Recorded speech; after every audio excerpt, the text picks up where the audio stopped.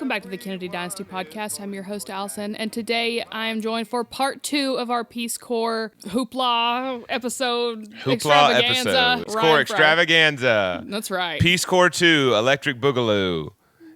Everybody see you. What are you saying?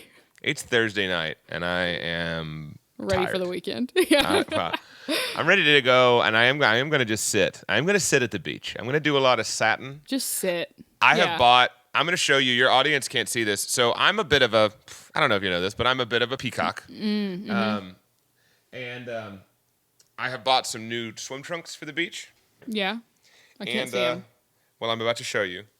And these are the swim trunks. They're white. They're white swim trunks. Yeah. So nothing big deal, right? But I was like, I like them a little shorter. So this is the inseam on the. Oh my God. Caroline says they're obscene. They're obscene.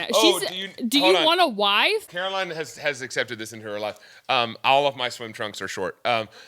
Those are the shortest ones I have by about a half an inch. But Caroline, could you where are my floaters? Your friends aren't even going to be able to look at you. They'll have to dodge their eyes. They're in the bedroom, I think. I got to show you this other thing. Oh, dear listeners, I have found a wonderful thing. You know Crocs? You know what Crocs are? Everyone knows what Crocs are. Okay. Do you know what loafers are? Like everyone loafers. knows what loafers are. So I found a company what makes loafers with Croc material. What the hell? And I'm about to show you these wonderful bad boys. That actually sounds like something I would like. So they make women's versions too. They're called Floafers. This is they're called Floafers. Not sponsored. I'm not licensed or contracted with the Floafers. This is free advertisement for Floafers. Floafers, if you're listening. Oh my God, I love them. Yeah. They're amazing. On brand, So these are my Floafers. It's literally a loafer Croc. Yeah, it's a Croc loafer. I want some. Those are awesome. They're like $50. They're super cheap. No, I don't know about $50. That looked like a Dollar Tree shoe, but no, they're well made. They're well constructed, and they've got. That's amazing. You wear them at the beach. You wear them so you can have something to go to the store in. That is the most Pryor thing. Please tell me you're gonna wear the Floafers with the literal bikini bottom that you bought. Oh yes. That's amazing. Oh, there will be much wearing of the Floafers with the bikini bottoms, yes. Oh, my God. Wow. So anyway, yeah, there you go. That's amazing. My advertisement for the day. Much fun. Maybe you can get Floafers to sponsor you.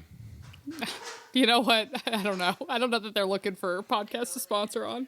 Well, if your audience wants some feedback on whether or not they should get Floafers, the answer is a resounding yes. Mm-hmm. But not the trunks, because those are atrocious. You should... They're not atrocious. Dear listeners, these trunks are amazing. They're very 60s. They're very 60s, very short. I also have, speaking of the 60s, I have several pieces of cabana wear, which is terry cloth clothing that you wear at the pool or the beach or to a resort of some kind. Oh my God. So I am styling and profiling. It is hard when you drip this much in finesse. It's crazy. Do you know what I go to the beach in? I throw on a big old T-shirt over top of my swimsuit, and I just go. Do you go to Panama City Beach by any chance? No, I don't. Thank you. Kind of sounds like you do, but that is my opinion. That is my opinion. Oh, man. Great. Okay. That's amazing. So speaking of the beach, and speaking of, I don't actually know how I'm going to make this connection. I was going to say, wait, what? How's that happen? When last we met... When last we were together, a week ago, we were talking about the Peace Corps, and specifically the direct aftermath of the speech, the impromptu speech given by JFK on the steps of the University of Michigan Union. 2 weeks after that fateful impromptu speech, on November the 2nd, at a speech at the, I'm not making this name up, at the Cow Palace in San Francisco, California, and I tried to figure out what the Cow Palace was. Yeah, I'm going to need to know. So maybe you want to look that up while we're talking. Okay. At a speech at the Cow Palace in San Francisco, California, Kennedy proposed a Peace Corps of talented men and women. And Kennedy received, after that speech, over 25,000 letters responding to his call saying that they would be willing to join. Have you figured out what the Cow Palace is? Yes, the Cow Palace is an arena and event center, and it's literally called the Cow Palace. Is it still called the Cow Palace? Yeah. That's a cool sign. I know. It's a way cooler sign than I would expect it. It's literally like a huge. It kind of looks like a hangar or like a. See. That's the most Cow Palace-y palace I've ever seen. Like if I was to picture an arena called a Cow Palace, that's exactly. Just for your listeners, in case they can't tell because of our deep Southern accents, we're saying COW, cow, like moo. What do you think they would think that we were saying? Cow. No, Cow Palace. Yeah, Cow Palace. Cow Palace. Wait, how would anybody else say it? I'm not saying they would. I'm saying going to try to say it northern-ish. Cow. Palace. Cow. No. Cow is how you say it. Yes. But northern. But it could be like cow, like CAL. Someone could be like the Cow like Palace, cow. Yeah. like California. Yeah. No, listeners, it's cow. Cow. Yeah. Wait, I'm never gonna not think about it when I say cow now. Do you not code switch for people who don't speak Southernese? Oh no. Yeah, I get messages. So I've literally gotten messages before of people being like, "I've never heard this word, and now I'm gonna say it." I got one for. Oh, I can't remember what it was that I said, but someone from Australia messaged me and was like, the way you say this is hilarious, and it's now in my vocabulary. And I love that. I remember thinking, that's the most normal word for me. It's so funny. I love it. So I can't remember. I have a thing for your listener in Australia, wherever you are. My sort of weekly... I do a terrible Australian accent. However, Caroline will tell you that we watch a lot of baseball, lots of college baseball. Mm-hmm. And when a ball is thrown and a batter effectively sees it and doesn't swing and then gets maybe a walk off of those 4 balls, I will look to Caroline and I will say, he must be from Canberra. And she'll say, and why is that, Ryan? And I'll say, because he's got a good eye. You're an idiot. He's got a good eye. But if you say it in an accent of Australia, it sounds like, okay, I get it. It's like he's got a good eye. Yeah, he's got a good eye, like a good A, like a good A, but he's got a good eye. That's a good dad joke right there. Thank you. It only works at baseball games, but I think that fits. It fits. It definitely does. Anyway, so Cow Palace in San Francisco. If you want to go, Kennedy was there once. Yeah. It's on my bucket list now. It's on the bucket. Put it at the very bottom. Yeah. No, it's at the top. No, it's numero uno. I'm going to go uno. out front of the Cow Palace and I'm going to ask people how they say cow.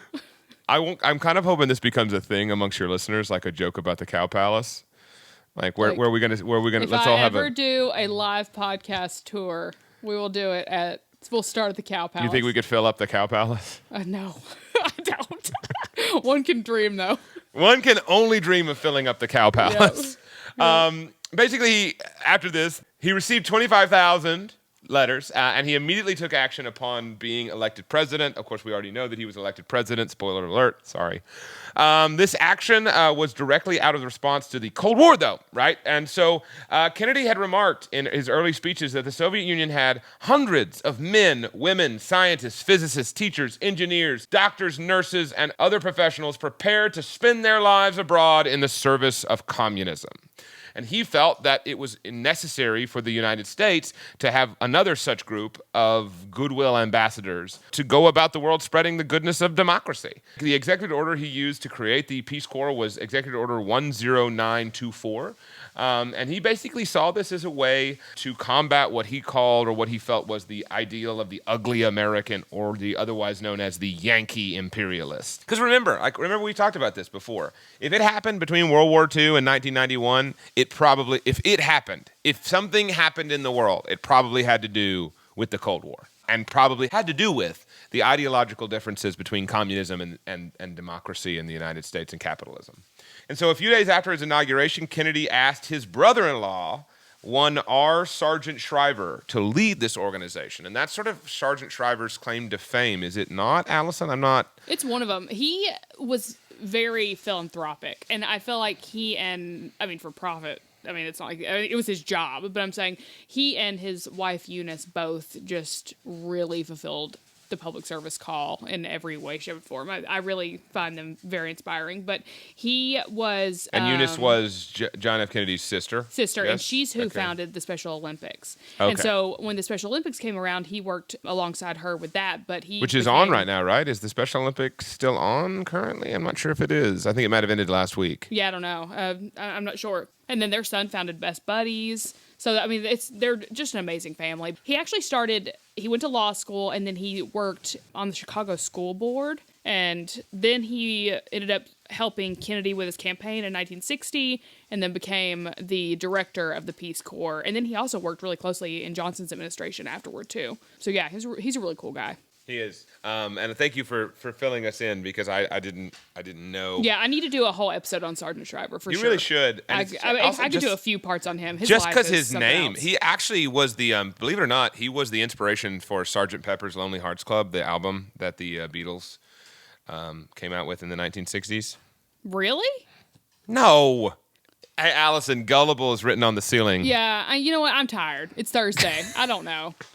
God. I was like, no way. I got so excited. She straight up, she like gave me this look like she was like, you're kidding. Yeah. I was like, oh, that's really cool. I'll have to insert a song here. Don't edit this out. No one's going to think you're dumb, you okay? bet I'm editing this out. No. Oh we'll see. Okay. We'll see how I'm feeling. Anyway, a few days after his inauguration, right, Kennedy asked Sergeant Shriver to head up this newfangled organization called the Peace Corps. And Shriver began to recruit and organize members of the Peace Corps on his first trip abroad. And he was initially invited to India, Ghana, and Myanmar. Actually, in the book that I was reading, it called it Burma, but it's actually Myanmar. So we're going to call it by its name now. But at the time, historically speaking, if we want to be historically accurate, it would have been known as Burma. Present-day Tanzania, and otherwise known as Tanganyika, and Ghana were also the first countries to participate after the original founding. The first group of volunteers showed up to the White House for a going-away party and speech by President Kennedy on August 28, 1961, and Kennedy gave them a personalized farewell address. I'm not sure if that's available, but if it is, you might want to insert a clip here. Here, leaving for Africa, a Peace Corps contingent is given a personal farewell by the President. The fact that you've been willing to volunteer, that you've gone through very detailed, demanding tests, that you were willing to go to Ghana and Tanganyika and other countries as time goes on, Americans who are without great compensation, all of you with special skills, which could mean that if you stayed home, you could pursue your own private interest with a good deal of assurance of success. The fact that you're willing to do this for our country and in a larger sense, as the name suggests, for the cause of peace and understanding, I think should make all Americans proud and make them all appreciative. Thank you.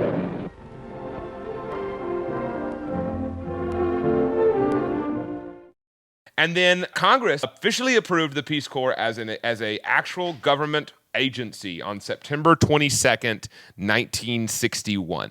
And so after its founding, the Peace Corps becomes very popular, specifically initially with college grads, recent college graduates, seeking to change the world or simply postponing their entrance into adult life or looking to be, whatever you call it. There was any number of reasons.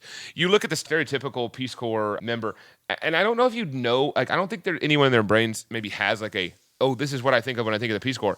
What I think of it, when I initially think of it, is usually it's used as a trope in TV shows and movies over the last 50 years to signify someone who's giving up worldly possessions to go do good for the world. I think that's what I'm saying. That Shallow Hal reference I made in the last there episode. Is. I don't know about that, but he was a good guy, and of course he works in the Peace Corps. It was like that kind of thing. Well, the example I know of is that '70s show. I think doesn't Eric goes off to join the Peace Corps, which starts that whole last season, which is terrible. But yeah, usually it's portrayed as young idealists, people who want to help, people who want to do good. And the Peace Corps wouldn't be officially made into its own separate or independent organization until 1981, but we're going to talk about that in just a minute. But it was essentially under various departments between 1961 and 1981. It was a part of different governmental departments, not an independent agency. It was, a part of other agencies. But basically, throughout the 1960s, very popular with college grads. And then the Vietnam War and Watergate, which, as it did with so many other things, led to a big decline in the trust between young people and the American government. It's hard to quantify how badly the Vietnam War and then also specifically Watergate really undid America's sort of belief in their elected officials. And so the Peace Corps became sort of an anathema. It was seen as not, if it was a part of the government, it couldn't be trusted. We can't, 1965 to 1980 is in so many ways like the time in the world that we're existing in right now. It's uncanny. As anyone who studies history, if you're making parallels, you're making parallels to 1974 right now, in my opinion. And heck, even more so now with inflation and with the cost of goods and gas prices and things like that. It's becoming harder and harder to deny the similarities, as well as the distrust in government and Russia. For God's sake, heck, Russia's a thing again. It's 1974, and so that's where it stands. This podcast is sponsored by BetterHelp. In my opinion, therapy is helpful and necessary for everyone. Without a healthy mind, being truly happy and at peace is hard. The good news is therapy works. But what is therapy exactly? It's whatever you want it to be. Maybe you're not feeling motivated right now and would like some tools to help. Or maybe you're feeling insecure in relationships or at work, not dealing well with stress. Whatever you need, it's time to stop being ashamed of normal human struggles and start feeling better because you deserve to be happy. And now you don't have to worry about finding an in-person therapist near you to help. BetterHelp is customized online therapy that offers video, phone, and even live chat sessions with your therapist, so you don't have to see anyone on camera if you don't want to. It's much more affordable than in-person therapy, and you can start communicating with your therapist in under 48 hours. Join the millions of people who are seeing what online therapy is really about. It's always a good time to invest in yourself because you are your greatest asset. And as a special offer to Kennedy Dynasty listeners, you can get 10% off your first month of professional therapy at betterhelp.com/Kennedy Dynasty. You can find a direct link in the notes of this episode. That's betterhelp.com/Kennedy Dynasty, KENNEDY with no spaces. Thanks again to BetterHelp for sponsoring this podcast. So I wanted to talk a little bit, though, about how the Peace Corps actually works and what the intricacies of it are, just so that everyone's on the same page. So first of all, there's 3 things you need to know about the Peace Corps. First, a country must invite the Peace Corps to come to their country. So it's not just a group of sprightly, young, idealistic people who get into this organization and come over to a country on another continent and do work. You have to be invited. So the country has to want the Peace Corps there. Second, the Peace Corps decides based on its budget where it will and will not go. Okay? And third, the Peace Corps volunteers must have a promise of safety. So the country that they're going to must basically be able to ensure that those people are going to be safe. And we're going to talk about how that hasn't necessarily been upheld over the course of the last 60 years. But basically, as a Peace Corps volunteer, you receive 0 salary. You receive no salary whatsoever. You're not paid for your time. You do get a small stipend for basic necessities, but the goal for you is to live alongside with and in the places that you're going to help. So most Peace Corps volunteers live in the same type of housing that the areas that they're going to live in. They eat the same food, they drink the same drinks, and they receive basically whatever amount of money the average person in that area would receive. But despite all of those things, over 200,000 people have volunteered for the Peace Corps since its inception in 1961, and they have engaged in humanitarian efforts in over 139 countries. That's awesome. Yeah, it is. There's very few articles out there that say the Peace Corps does bad work, that it doesn't do good work. But there are lots of problems with it. Elaborate. So yes. So we'll talk about this. I was need to know. So first of all, do you have any questions? Anything that you want? Anything you're thinking about? Anything that you want to throw out there? Yeah, I need to know the bad things. Okay, so basically they did a study of the Peace Corps in the mid-2010s, and one of the things they found, so there's lots of different things that happen. Usually, if you're joining the Peace Corps, you're not at risk from the populations that you're serving. Most of the time, you're actually at risk from the fellow Peace Corps members that you are on location with. Specifically, they discovered in 2010 that there had been over 1,000 either reported or unreported rapes that had gone on. Yeah, for female members of the Peace Corps. It's awful. And lots of those were committed between actual members of the Peace Corps. There were some that were committed by local populations, but yeah, over 1,000. They discovered that either went reported or were unreported in combination. So that's not great. No. And it's very disconcerting if you're a woman who wants to join. Also, there have been criticisms in the recent past, especially in the last 15, 20 years, of basically the Peace Corps being an example of American exceptionalism. Essentially the idea, even though we know that the Peace Corps has to be invited, it's still, there can be this sort of ideal of, oh, we're from America, we're smarter, we're better. Specifically around the idea that the majority of Peace Corps members, the majority of people who join, are not professionals. They're not engineers, they're not lawyers, they're not doctors. They are young, idealistic college graduates who are going off and helping. Mm-hmm. And can you see where I don't know. What are your thoughts on that? Like, can you see where where that might be problematic? I mean, I don't think there's anything wrong with volunteering and helping. So I think Sure, it just depends on not. personal intentions and, the person and whatnot. Right. My biggest concern is if there's an issue with safety. Like, I'm just sexual still, assault for sure. Yeah, I'm still really. Yeah, I awful. wouldn't. I just, like I said, it's just not something. It doesn't. It appears that there's never a guarantee of safety no matter where you are. Let's be honest. Let's be fair No, here, but right? that much, Right. That much. That number of incidences. That's a lot. I mean, one's too many, but I'm just saying. Right, for sure. Yeah. And I mean, in like 1976, Deborah Gardner was found dead in her home in Tonga, and it was later discovered that she was actually killed by her fellow Peace Corps member Dennis Priven.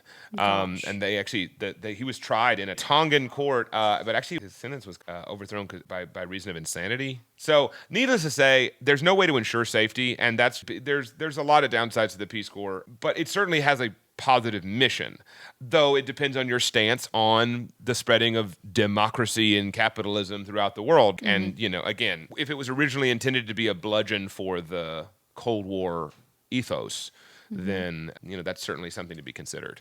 But that's what I've got in terms of the downsides, the negatives of the Peace Corps, the things that are sort of, probably need to be understood. It's, like I said, it's certainly a positive organization, but it also has its problems. President Reagan in the 1980s expanded it, as we were saying, but the Peace Corps has had lots of different sort of interpretations by different presidents that it's been under. Just something to be aware of. Nixon personally hated the Peace Corps. Didn't hate it, but he didn't like it. Caroline said that tracks.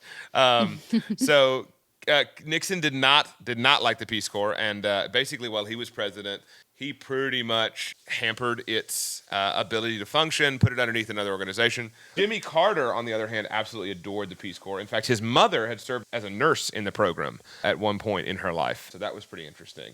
And so he was the one who actually made it an independent organization with an executive order, and that was passed by Congress in 1981.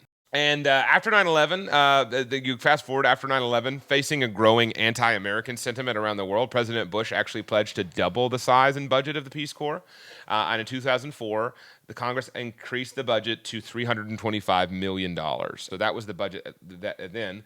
In 2009, the Peace Corps actually reached an all-time high number of members at 15,384. So it's not a small organization by any means. I mean, it's a pretty big organization. But by 2013, it had decreased to about 9,000. And interestingly enough, obviously over the last 7 years, it's been sort of back and forth. President Obama wanted to increase the funding to over $400 million. They didn't ever really reach that. And no president has publicly come out since then as saying the Peace Corps is bad. I mean, even President Trump, had not much to say about it, and neither has Biden. But of course, March of 2020, all Peace Corps members were pulled out of the field and flown back to the United States because of the coronavirus pandemic. And that's kind of where we stand. There are not a lot of active Peace Corps projects right now. I think they're working to try to get back out there and reestablish connections with the world. But that's the Peace Corps. That is one of the enduring legacies of John F. Kennedy's presidency. I think it's a neat organization, and I do think that it could be, especially right now, it could be a really positive thing for I Americans think so to too. go help. So there you go. That's the Peace Corps as far as I Nice. know it, and it's certainly interesting. I should It try to get is. someone from the Peace Corps that's either volunteered or someone that works with the organization to come on and chat. Yeah, I think that would be cool. Certainly they might be willing to do so. Again, like I said, during this podcast, I have not meant at all to disparage the Peace Corps in any way. I'm just trying to present the facts as I've facts as I've read them and the facts as I've understood them. Because like I said, like any organization, it has its bright spots and it has its downsides. It is a government organization. It is funded by taxpayers, and so all that information is public, and it needs to be. But like I said, overall, I think the Peace Corps has been a positive on the American experiment, and it certainly is one of the positive impacts of JFK's presidency. And interesting just how it came to be. Yeah, for sure. Well, thank you, Pryor, so much for sharing, and I really appreciate it. It was time for a Peace Corps episode for sure, and you delivered. It was time for the Peace Corps, time for us to join hands and talk about peace. That's right. Corps. Well, until next time, thanks again. It has been a party and a half. It has. It really has. And now you're going to go watch a French movie, you said? Gonna watch a French film. Yeah, we're gonna. What French film are we watching? Caroline? What French film are we watching? Cachet. Is it in French? It's in French, yes. You don't speak French. They have subtitles. Okay. Caroline speaks French, though, right? Oh, yes, fluently. That's so cool. I want to do that. All right. Thank you guys for listening, and I will talk to you soon. Come on and vote for Kennedy. Vote for Kennedy. Keep America strong. Kennedy, he just keeps rolling on. Kennedy, he just keeps rolling on.